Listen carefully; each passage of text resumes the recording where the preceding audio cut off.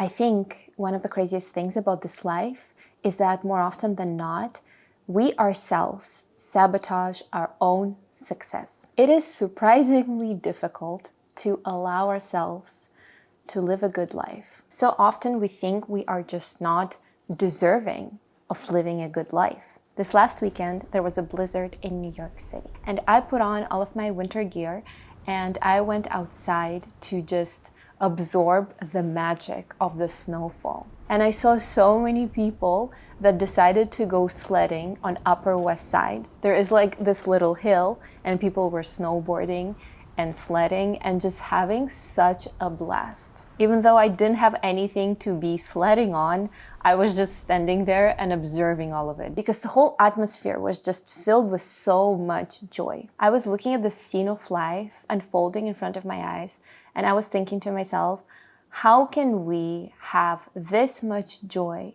in our day-to-day lives? Sometimes I think to myself that life without happiness does not make sense, because truly we can't bring anything into the afterlife with us.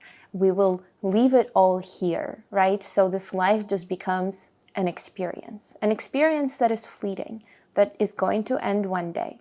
And so the question really becomes, what kind of life are we going to have? Will it feel good? Will it feel joyful? Will we feel like we deserve to have a good life? I want to talk a little bit about the feeling of guilt. And I want to share what I think about guilt, especially this pervasive kind of guilt, this persistent guilt that just fills a lot of our lives. And I want to make a point that you deserve to be shining, because when you shine, your rays will warm whoever they end up landing on. I think we often carry societal guilt when we notice that there are people in our lives who don't live as good of a life as we are currently living. And I feel like when we notice this disparity, we start to hold ourselves back because we feel compassion for other people, and we start to shrink ourselves to fit within the narrative. I think it takes a lot of boldness to be able to live your life unapologetically. And I think this guilt mindset is the wrong mindset to be in to begin with. I feel like for a lot of people, this can be subconscious, but they subconsciously sabotage their own success in order to make others around them feel better. When we shrink ourselves, we think that we are validating the experiences of other people. But I think we should let go of guilt. Ultimately, when you shine, when you are happy, when your life is filled with joy, when you smile at other people, when you have resources to help others, that is when you are making this world a better place. I think there are a lot of talented people out there who constantly shrink themselves, who stay in places that are comfortable, who think that life has to be a struggle, that life has to be filled with tension and you have to do things that you don't like or you don't love. But what if we slowly start gravitating towards ease and happiness and love and flow and all of these positive life-altering things? A friend of mine shared with me that she felt like she didn't deserve to live her life because certain family members of hers were not doing well in their own lives. They had financial troubles, they had love troubles, they had a lot of different troubles in their lives. And she felt like she was not allowed to live her life because that would be selfish, because others would be jealous of her, because it would be inconsiderate to live her life while other people are suffering. And I understand where she's coming from, but I think we can hold compassion for other people, but at the same time, we can hold compassion for ourselves. If you think about it, it is kind of crazy that people will shrink themselves to accommodate other people, only to later have all of these regrets when they're on their deathbed. I don't want to have any regrets at the end of this life. And I feel like neither should you. I also feel like exploring your dreams and moving towards a good life doesn't take some sort of crazy amount of effort. All it takes is a shift in your mindset and dedicating a small portion of your day, half an hour or 1 hour, to exploring what it is that you want to do. Or maybe you already know what you want to do, and then just taking steps towards that. Procrastination is just one of the forms of self-sabotage. And some people end up procrastinating for decades. But please don't be this person. Your life is here now, and you deserve to have a good life. I often turn to this book. I mentioned this book in my previous videos as well.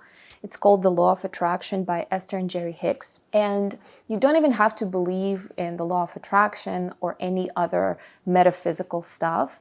But one good thing about this book that is from the realm of logical and rational thought is that you deserve to live a good life. They keep repeating it over and over and over again, that your joy truly matters. I feel like emotions are our everything, because if you take a person who's deeply depressed, you can't even motivate that person, right? The motivation has to come from the inside. But on the other hand, if you feel joyful, if you feel happy, you spread that with the world. You make other people also happier, and you become this like a light bulb, like a walking light bulb. We live in a hard time in terms of social comparison.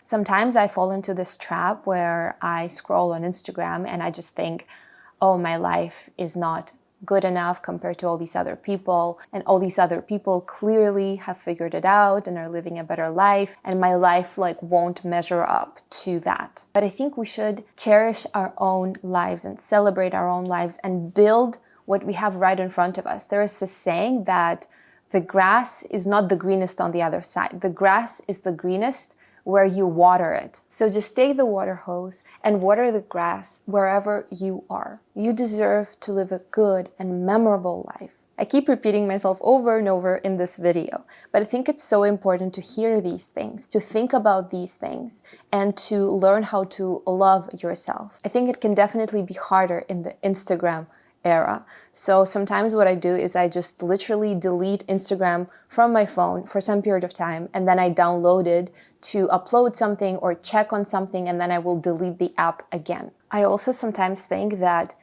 if everyone in this world would shrink themselves because of guilt, because of fear, then as a society, we just wouldn't be moving forward at all.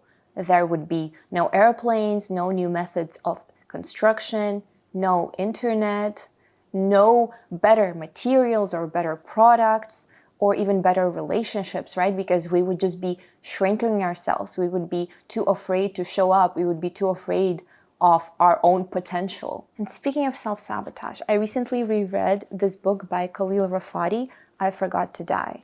I made another video about it, but he's the founder of Sun Life Organics. I love this smoothie place in California, New York, and Miami. But what's super interesting about his story is he felt so undeserving that he was sabotaging himself through drug addiction and through self-destruction for a long period of time until he was 33 years old. He just felt on the inside like he did not deserve better. But for him, it came from childhood trauma and other contributing factors. But I love his story because it's so inspirational.